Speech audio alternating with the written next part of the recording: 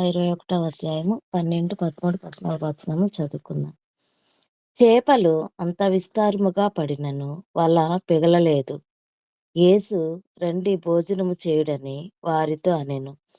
ఆయన ప్రభు అని వారికి తెలిసినందున నీవు ఎవడవని శిష్యులలో ఎవడును ఆయనను అడగ తెగింపలేదు. యేసు వచ్చి ఆ రొట్టెను తీసుకొని వారికి పంచిపెట్టెను. అలాగే చేపలు కూడా పంచిపెట్టెను. యేసు మృతులలో నుండి లేచిన తర్వాత శిష్యులకు ప్రత్యక్షమైనది ఇది 3వసారి. ఇది ప్రభువాకు. హల్లెలూయా. మహాకృపను బట్టి ఉదయకాలం రీతిగా ఆన్లైన్లో కలుసుకొని ప్రభుపేట ప్రార్థన చేసి పాటలు పాడి ఆయన నామాన్ని మహిమపరిచే మహాకృప భాగ్యాన్ని దేవుడు మనకు అనుగ్రహించాడు. దాన్ని బట్టి దీనికి స్తోత్రాలు చెల్లిస్తాం. మనము ఈ వాక్య ధ్యానంలో ఈ వాక్య చదువుకున్న వాక్యంలో నుండి 1-2 ఆత్మీయ పాఠాలు ప్రభు మనకు నేర్పించినట్లు నేను కూడా ఒక చిన్న ప్రార్థన చేస్తాను. ప్రేమ గల మా పరలోకపు తండ్రి, మీకే స్తోత్రాలు. మమ్మల్ని రక్షించుకున్నారు, మీరు సుట్టుగా చేసుకున్నారు. అదే సందర్భంలో ఈ దుష్టలోకంలో పాపపు ఇష్టమైన శరీరంలో సాతాను రాజ్యం వెళ్ళే లోకంలో మీ కొరకు జీవించే నిమిత్తం మీరు మాకు అనుగ్రహించిన ప్రతి సదుపాయాన్ని బట్టి స్తోత్రాలు. ప్రత్యేకంగా ప్రభా అల్లూరులో మీరు ఏర్పాటు చేసుకున్న ఆయుష్ వైద్యాన్ని బట్టి స్తోత్రాలు. ఈ టీం ద్వారా జరుగుతున్న పరిచయాన్ని బట్టి స్తోత్రాలు చెల్లిస్తా ఉన్నాం.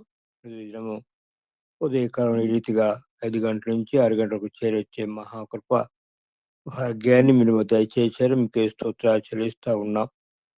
ప్రతి ఆదివారం కూడా ఆయా ప్రాంతాలకు వెళ్ళి స్వార్థ ప్రకటన చేస్తాను నాయన.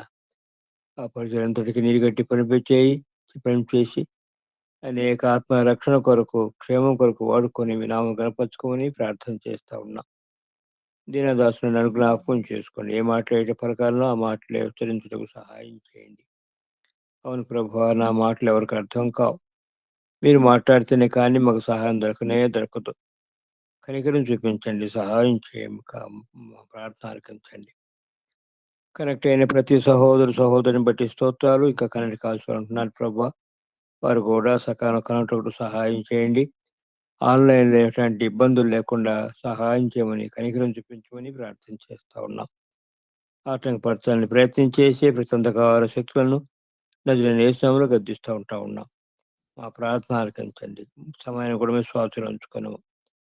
యేసు ప్రభు యొక్క శ్రేష్టమైన నామమున స్తోత్రములు చెల్లించి ప్రార్థించి వేడుకొనుచున్నాము తండ్రి.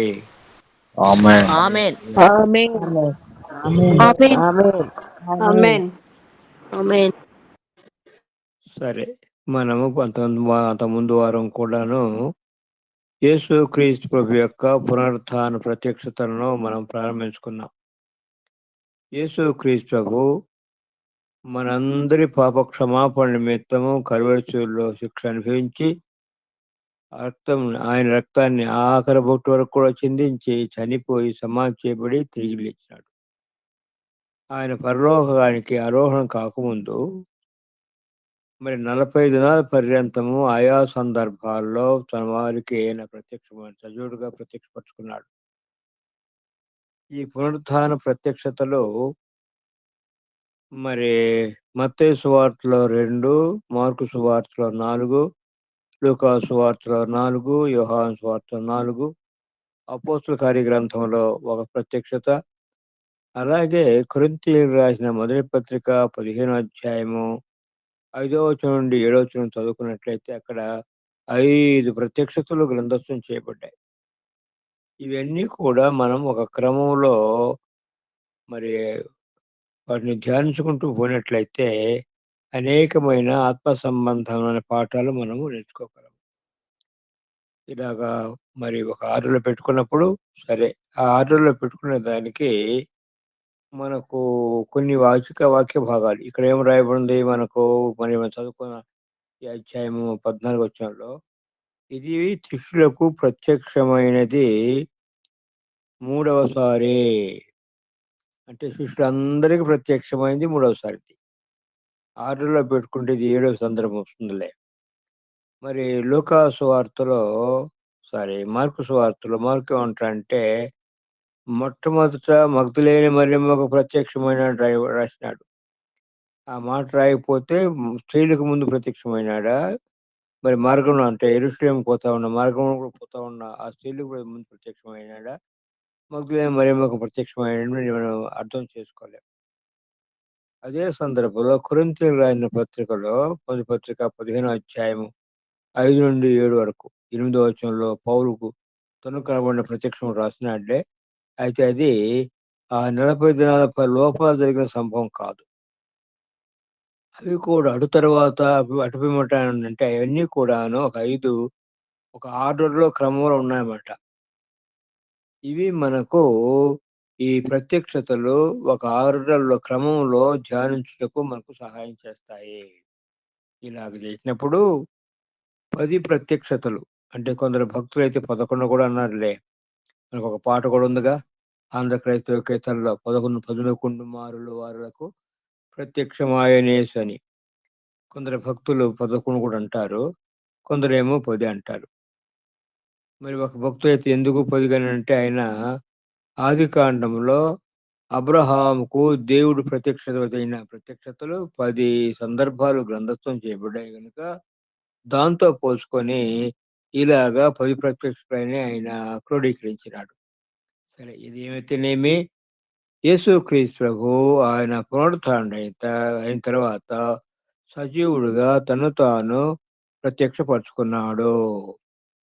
ఈ ప్రత్యక్షతలో వ్యక్తిగతంగా ప్రత్యక్షత 3 ఉన్నాయ్యా.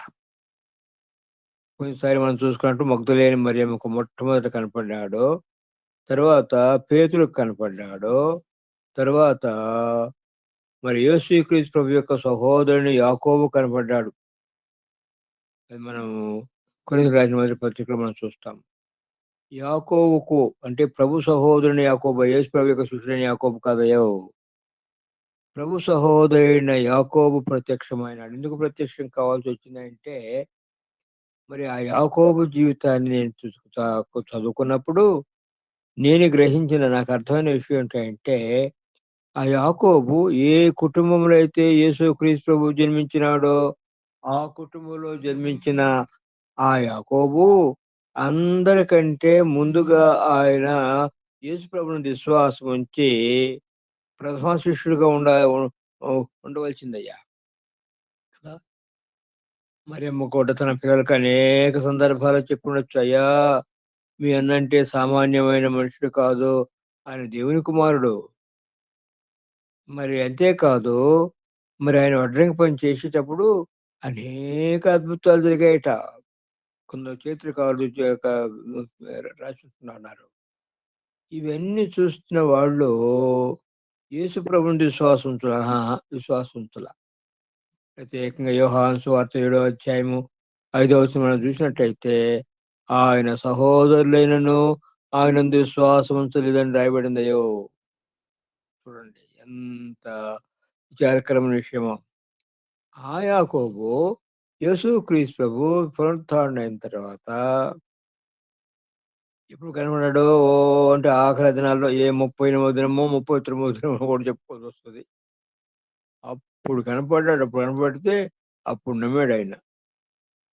ఆయన నమ్మిన తర్వాత తన సహోదరులు కూడా మరి అపోస్తల గ్రంథం మొదటి అధ్యాయం చూస్తే మరి 40 దినాన్ని ప్రభు పరలోకానికి ఆరోహణ అయిపోయాడుగా. మరి పెంతెకొస్తు దినం వరకు ప్రార్థనకు చేరి వచ్చిన వారిలో ఆయన సహోదరులు కూడా ఉన్నారయ్యో. అంటే వాళ్ళు కూడా నమ్మినారు, రక్షణ పొందారు.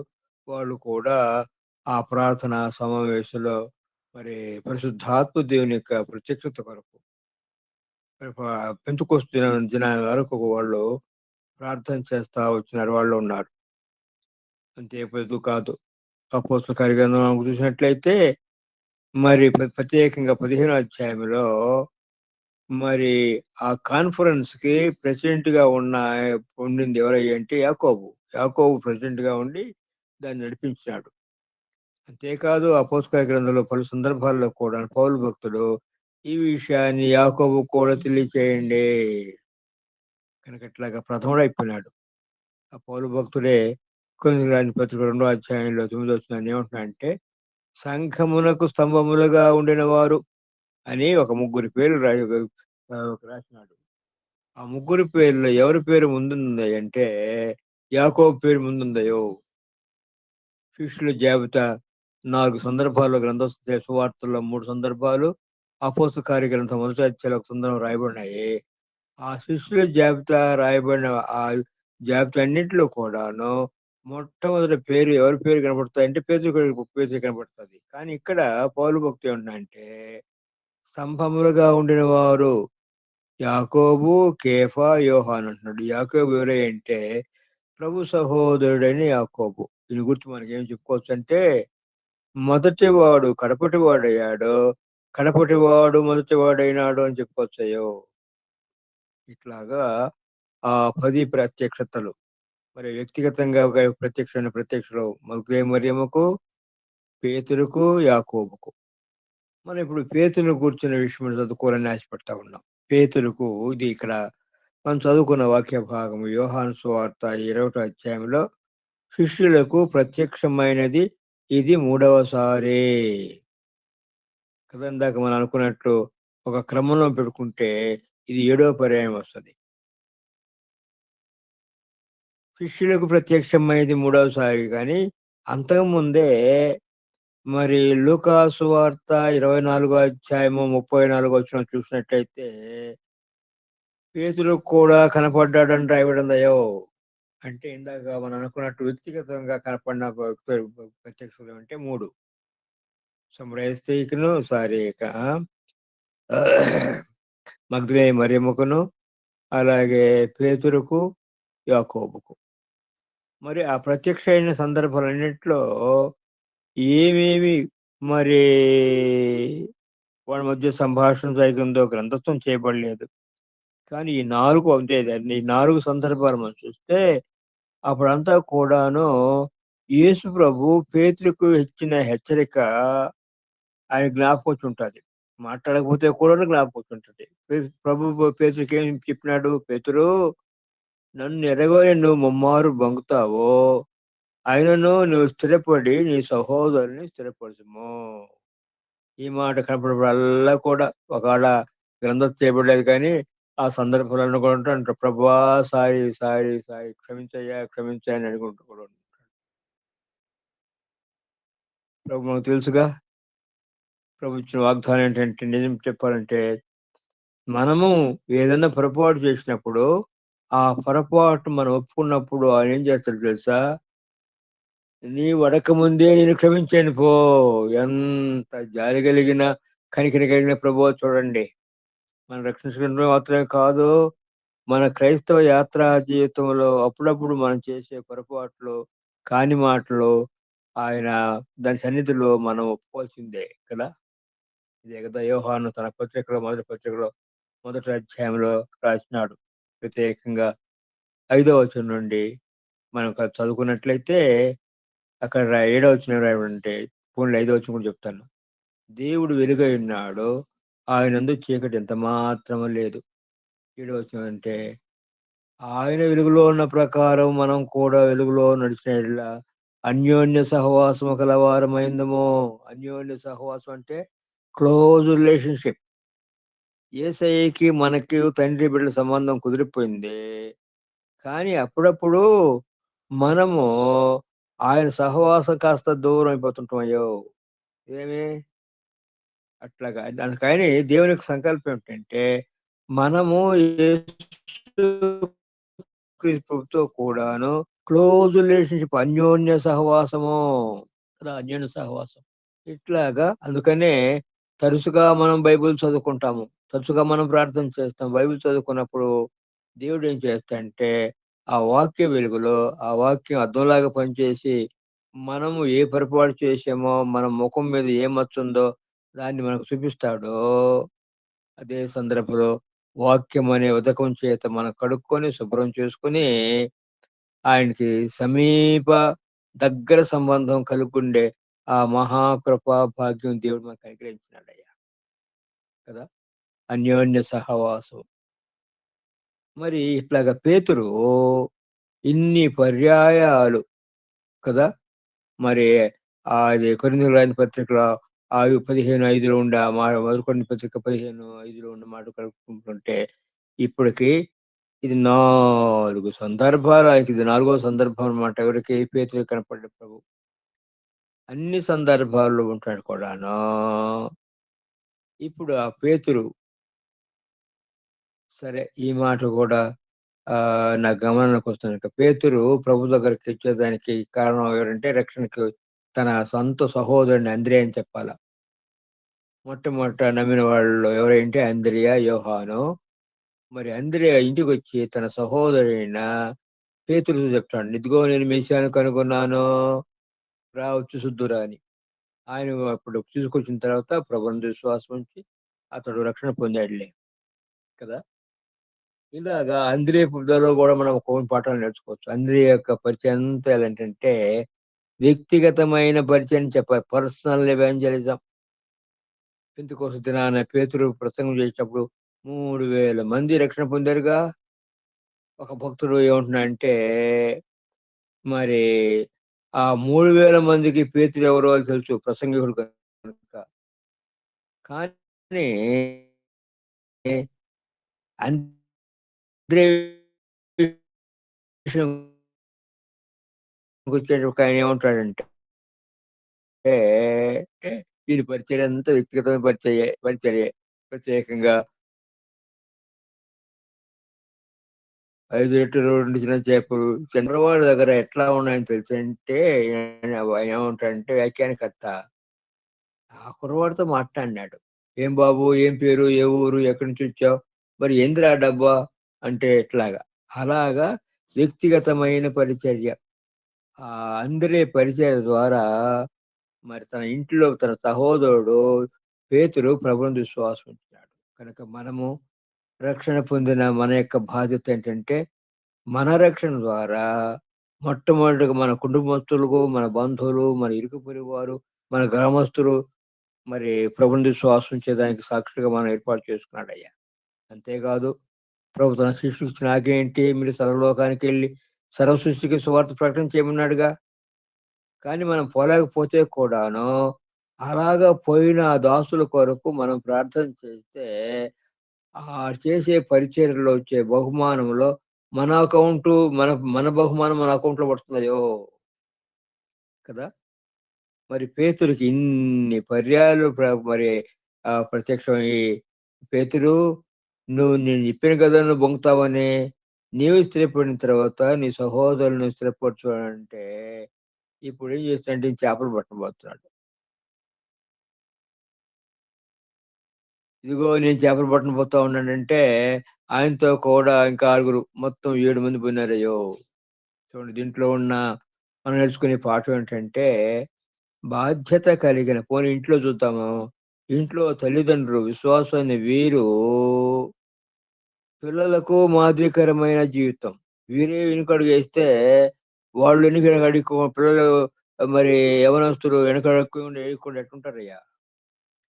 అట్లాగే సంఘములో సంఘ కాపరులు, బోధకులు, పాస్టర్స్ వాళ్ళు వెనుకడుగేస్తే సంఘములో ఉండే విశ్వాసులు కూడా వెనుకడుగేసేదానికి ఆస్కారం ఉంది కదా. ఈ పేతురు నేను చేపలు పట్టడం పోతానంటే మరి మిగిలిన మరి కూడా పోయినారు. మొత్తం 7 మంది పోయినారు. 7గురు చేపలు పట్టపోయినారు రాయబడి ఉంది కానీ పేర్లేమో 5 పేర్లు రాయబడినావయ్యా. ఏమి మిగతా 2 పేర్లు ఎందుకు రాయబడలేదు? రాయని దాన్ని నీకెందుకులే అంటారు. నన్ను చాలా మంది నువ్వు తిక్కలుగా ఉంటావు, రాయబడిన దాని గురించి నీకెందుకయ్యా అంటారు. కాదు కాదు, కొన్ని సందర్భాలు పరిశుద్ధాత్మ దేవుడు ఏం చేస్తాడంటే మనం చదువుకున్నప్పుడు వాక్యాన్ని ధ్యానించినప్పుడు ఇలాంటి ప్రశ్నలు మన మనసులోకి తీసుకొస్తాడు. తీసుకొచ్చినాను ఏంటి ప్రభువా ఇట్లా ఉంది అని అంటే దాంట్లో ఉన్న కొన్ని ఆత్మీయ పాఠాలు మాకు నేర్పిస్తాడయ్యో. ఈ పాఠాన్ని దాదాపు ఒక 33 సంవత్సరాల క్రితం నాకు నేర్పించాడు ప్రభు. ఎందుకు వారిద్దరి పేర్లు రాయబడలేదు, వాళ్ళు ఎవరై ఉండొచ్చు అని. సరే ఏది ఏమైతేనేమి మనం ఇట్లా సర్వసాధారణంగా నేనేమంటుంటే యవనస్తున్న బిడ్డలతో, అయ్యా మీరు వాక్యాన్ని చదువుకోండి, ధ్యానించండి. చదువుకుంటూ మాత్రమే కాదు, చదివితే ఏదో నీళ్లు తాగినట్టుగా ఉంటది. దాన్ని ధ్యానించినట్లయితే శ్రేష్టమైన ఆహారం, ఆత్మ సంబంధమైన ఆహారాన్ని మనం పొందుతాము. కనుక ధ్యానించండి అయ్యా. అంతేకాదు కుటుంబ ప్రార్థన అదొచ్చి మీ యొక్క తల్లిదండ్రుల యొక్క బాధ్యత. మీరు వ్యక్తిగతంగా మీ వాక్యం మీరు చదువుకోవాల్సిందే. ఉదయం చదువుకోవాలా, రాత్రి చదువుకోవాల్సిందే. ఒకవేళ మధ్యలో ఖాళీగా ఉంటే కూడా చదువుకోవచ్చు. నిజమే. కొందరైతే ప్రయాణం చేసేవాళ్ళు మరి బస్సులో పోతా ఉంటే కూడా అక్కడ కూడా బైబిల్ చదువుకుంటుంటారు. అయ్యో! కదా! ఇలాగా వాక్యాన్ని ధ్యానించినప్పుడు కొన్ని ఆత్మ సంబంధమైన పాఠాలు ప్రభు మనకు నేర్పిస్తాడు. కనుక ఇక్కడ ఈయన చేపలు పట్టన పోయినాడు. చేపలు పట్టన పోతే ఆయనతో కూడా మరి 7 మంది పోయినారు. మొత్తం 7 మంది పోయినారు. రాత్రంతా ప్రయాసపడ్డారు కానీ ఒక్క చేప కూడా దొరకలేదయ్యో!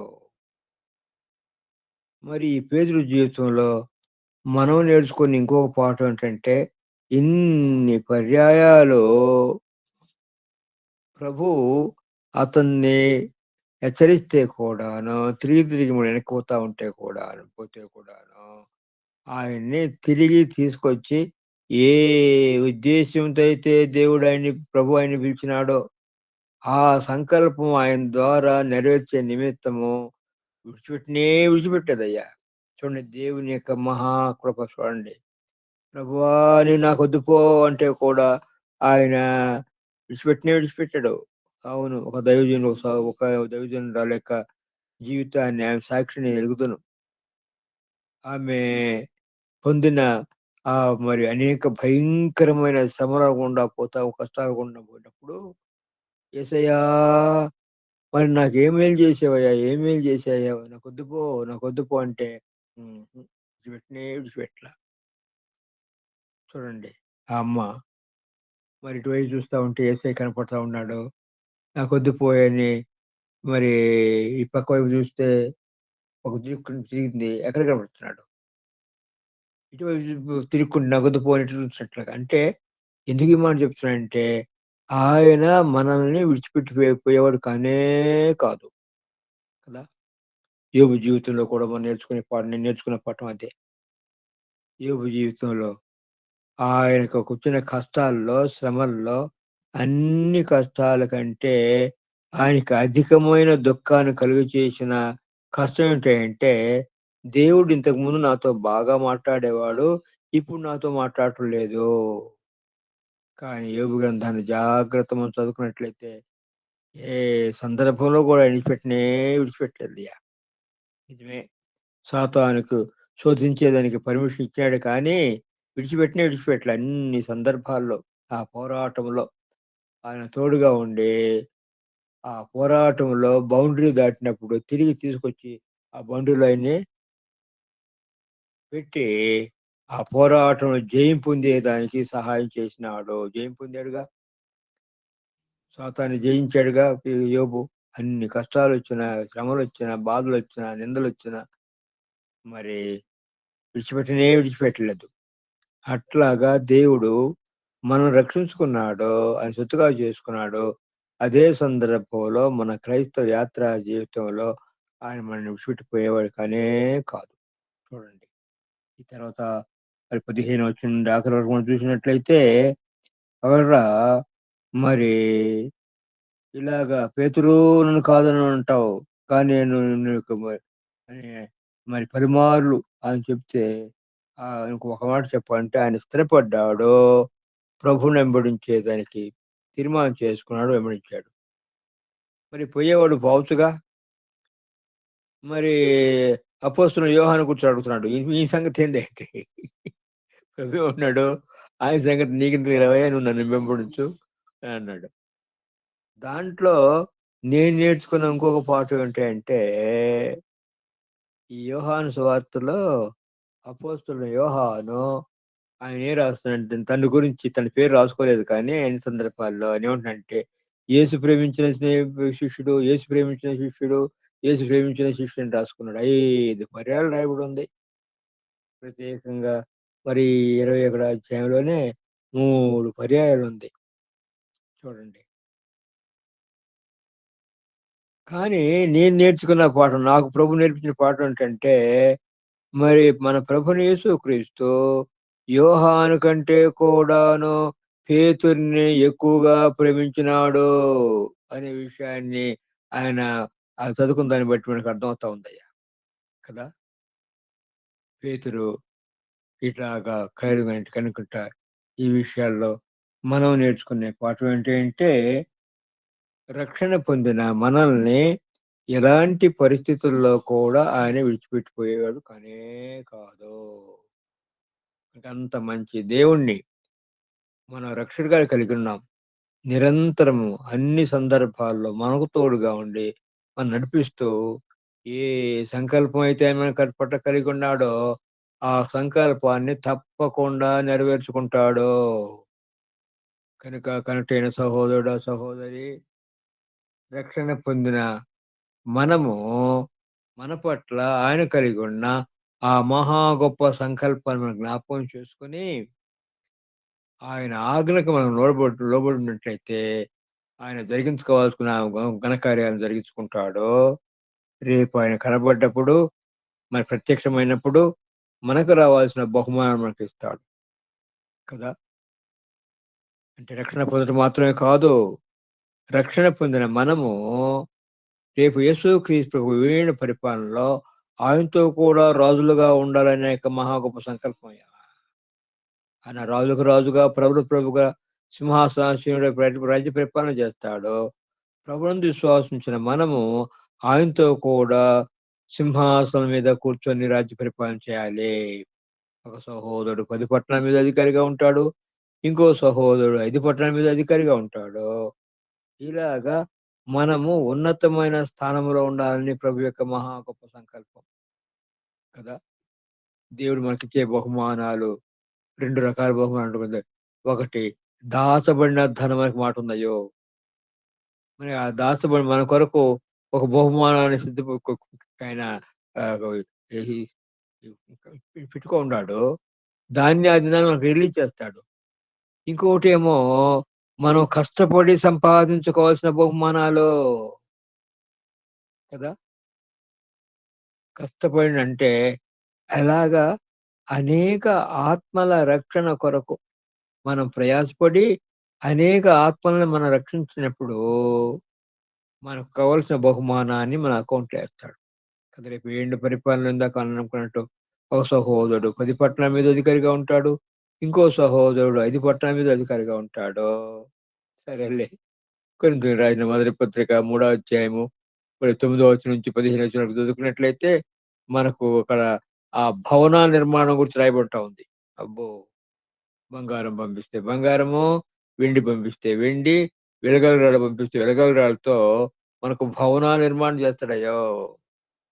అయితే కొందరు భక్తులు రాయబడిందంటే అగ్నిలో నుంచి లాగబడినట్టు రక్షింపబడతాదని రాయబడింది. యేసయ్య రాజ్యంలో ప్రవేశము సమృద్ధి అయిన ప్రవేశం కూడా రాయబడింది. అయ్యో, సమృద్ధి అయిన ప్రవేశం అంటే అనేక కిరీటాలు ధరించుకొని టీవీగా టక్ టక్ టక్ టక్ అంటూ టీవీగా ఆ రాజ్యంలో ప్రవేశించాలని దేవుని యొక్క ఆశయో సంకల్పమయో. అలాగా మనము ప్రభు కొరకు మనం ప్రయాసపడి అనేక ఆత్మల రక్షణ కొరకు మనం ప్రయాసపడి వారిని ప్రభు దగ్గర తీసుకొచ్చిన దాని వలన అనేకమైన బహుమానాలు మనం పొందుతాం కదా. దేవుని యొక్క సంకల్పం ఏంటంటే యేసు ప్రభు రాజ్యం ఆయన తన రాజ్యంతో మనం వచ్చినప్పుడు ఆ రాజ్యంలో మనం సమృద్ధి అయిన ప్రవేశం కలిగి ఉండాలి. సమృద్ధి అయిన ప్రవేశం కలిగి ఉండేదానికి సాధారణ నేను 4 విషయాలు చెప్తా ఉంటాను. ఒకటేమో ఆదాముందు విశ్వాసం ఉంచిన మనము, ఆదాములో ప్రభువునందు విశ్వాసం ఉంచిన మనము ఆదాములో పోగొట్టుకున్న మహిమ తిరిగి పొందినాము. ఆ మహిమలో దినదినం మనం ఎదిగి వర్ధిల్లాలి. ఈ వర్ధిల్లేదానికి అనేకమైన సదుపాయాలు దేవుడు మనకు అనుగ్రహించాడు. ఇందాక మనం అనుకున్నట్టు దేవుని వాక్యం మనం భాషలో మనం చదువుకుని అర్థం చేసుకుని మనకు అనుగ్రహించాడు.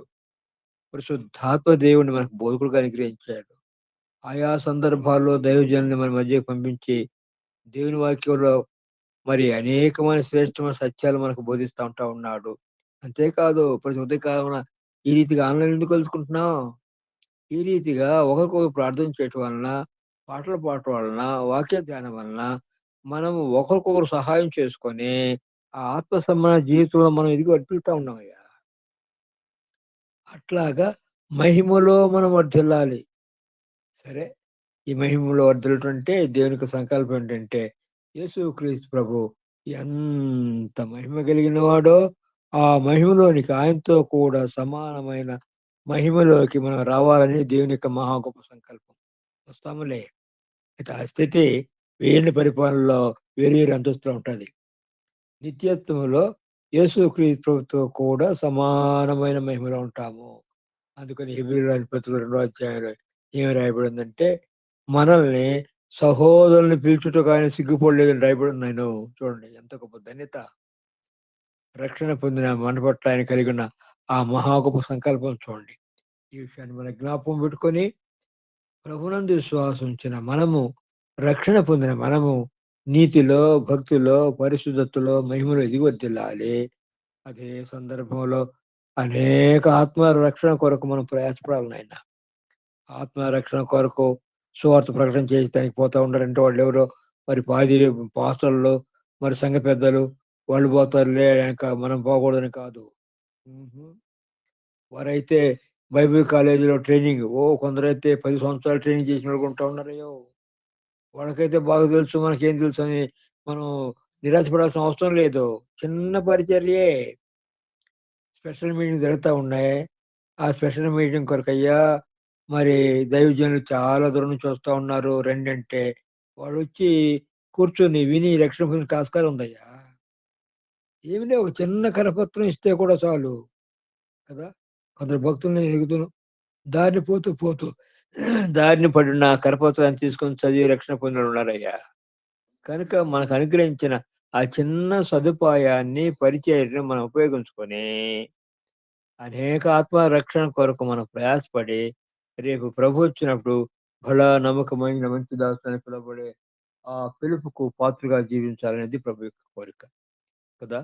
లోకంలో జరిగే సంభవాలను చూసినప్పుడు ఇంతకుముందు అయితే దైవజనులు ఈ రోజు రేపు అనేవాళ్ళు, ఇప్పుడైతే మనము ఈ మాట్లాడే సందర్భంలోనూ ఈ రాత్రికే ఏసై రావచ్చు అనే రీతిగా సంభవాలు జరుగుతూ ఉన్నాయి.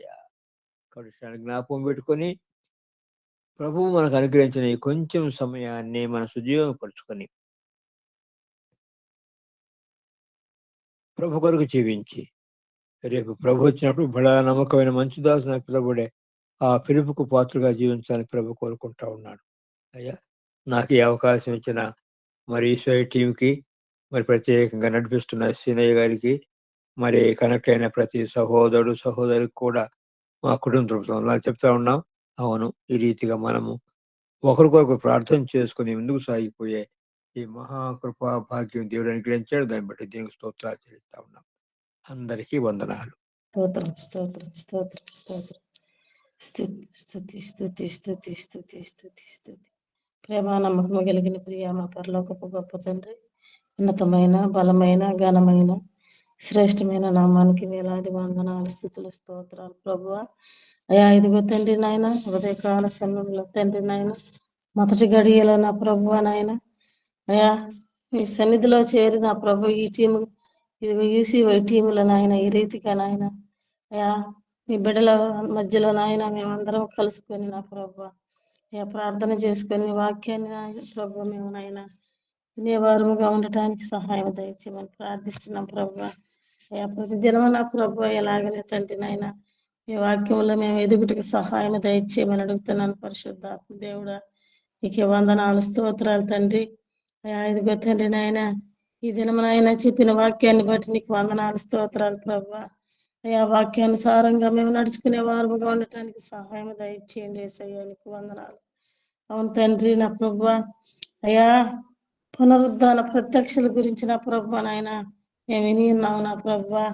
అయా మేము విని ఉన్న ప్రతి విషయాన్ని కూడా నాయన అయ్యా మేము నాయన వ్యర్థపోకుండా మర్చిపోకుండా నా ప్రభు అయ్యా మా హృదయాల్లో నా ప్రభు నాయన నీరు కట్టి ఫలింపు చేయలాగిన సహాయం దయచేయమని అడుగుతున్నాం ప్రభు. నీకు వందనాలు స్తోత్రాలు తండ్రి. అయా ప్రతి చేరి వచ్చిన ప్రతి బిడ్డని దీవించి ఆశీర్వదించండి ప్రభు. అయ్యా ప్రతి ఒక్క బిడ్డ హృదయాల్లో నా ప్రభు నాయన ఈ వాక్యాన్ని నీరు కట్టి ఫలింపు చేసే కృప దయచేయమని అడుగుతున్నాను పరిశుద్ధాత్మ దేవుడా. అయా ఇదిగో తండ్రి నా ప్రభు ఏ బిడ్డ నా ప్రభు తప్పిపోకుండా నా ప్రభు నాయనా అయ్యా మేము ఏదైనా తండ్రి నాయనా అయ్యా తండ్రి ఇష్టం లేని కార్యాలు చేస్తున్నామేమో నా ప్రభు వాక్యాన్ని తండ్రి నాయన ఈ వాక్యంతో నాయన మా మనసుల్లో నా ప్రభు నాయన సరి చేసుకునే వారముగా ఉండటానికి సహాయం దయచేయమని ప్రార్థిస్తున్నాను ప్రభు ఆ ప్రార్థనలు ఆలకిచ్చే దేవానికి వందనాలు ప్రభు అయ్యా ప్రతి ఒక్క దినము నా ప్రభు నీ వాక్యంతో నాయన మా హృదయాలను నాయన కడుగుతున్నారు ప్రభు అందుని బట్టి నీకు స్తోత్రాలు ప్రభు అయ్యా ఈ ధన్యత లేక ఎంతో మంది నా ప్రభు నశించిపోతున్నారు యేసయ్యా అయ్యా నశించిపోయే వారిని అయినా వెతకి రక్షించే దేవుడు నా ప్రభువానికి వందనాలయ్యా అయ్యా ప్రతి బిడని నా ప్రభు నాయన అయ్యా నీ వాక్యం ద్వారా నాయన మేము నడుచుకున్నట్టుకు సహాయం దయచేయమని నాయన కుడికైనా ఎడమకైనా తప్పిపోకుండా నా ప్రభు అయ్యా తండ్రి నాయన భయభక్తులతో నా ప్రభు ఈ వాక్యాన్ని మేము నెమరు వేసుకునే వారంగా ఉండటానికి సహాయం దయచేయమని ప్రార్థిస్తున్నాను ప్రభువానికి వందనాలు అయ్యా ఇదిగో తండ్రి నాయన ఈసీవై టీవీ నాయన అయ్యా నడిపించే బిడ్డల్ని జ్ఞాపకం చేసుకోండి ప్రభా ఎంతో ప్రయాసతో తండ్రి నా ప్రభా అయ్యా ఎన్నో ఆత్మలను ఆయన రక్షిస్తున్నారు ప్రభా అందుని బట్టి నీకు స్తోత్రాలు ప్రభా వందనాలు నాయన అయ్యా బిడ్డలు చేసే నాయన అయ్యా సువార్త కూడికలలో కూడా నాయన మీరు జ్ఞాపకం చేసుకోండి ప్రభా అయ్యా ప్రతి ఒక్క గ్రామంలో తండ్రి నా ప్రభా ఈ బిడలు పోయి నా ప్రభా నాయన అయ్యా సువార్త జరిపిస్తుండగా నా ప్రభా అయ్యా తండ్రి ఎన్నో ఆత్మలు నా ప్రభా నాయన తండ్రి నాయన రక్షింపబడాలని ప్రార్థిస్తున్నాం ప్రభువానికి వందనాలు స్తోత్రాలు తండ్రి ఆ ప్రార్థనలు ఆలకించే దేవా ఆ ప్రార్థనలకు సమాధానం ఇచ్చే తండ్రి నీకు వందనాలు స్తోత్రాలు ప్రభా ఏ ఒక్క ఆత్మ కూడా నశించిపోకుండా నా ప్రభా నాయన నీ వాక్యం అనే తండ్రి నాయన అయ్యా నీ వాక్యం చేత మమ్మల్ని పట్టుకొని నా ప్రభా నాయన అయ్యా ఈ వాక్యములనైనా మేము స్థిరపరచలాగిన సహాయం దయచేయమని ప్రార్థిస్తున్నాను ప్రభా ఆ ప్రార్థన ఆలకించండి కనికరించండి తండ్రి అయ్యా నేను ఏదైనా అడుగుంటే క్షమించండి అయ్యా అడిగిన దాన్ని సహాయం దయచేయ అయ్యా ఇదిగో తండ్రి నాయన అయ్యా మమ్మల్ని మేము తగ్గించుకుని నాయన నీ నామాన్ని గణపరుచుకునే వారముగా ఉండటానికి సహాయం దయచేయమని యేసుక్రీస్తు పరిశుద్ధమైన నామములో బ్రతిమలాడి అడిగి వేడుకొనుచున్నాను తండ్రి ఆమేన్. Amen. Amen Amen. Amen. Amen. Amen amen. Amen thank you.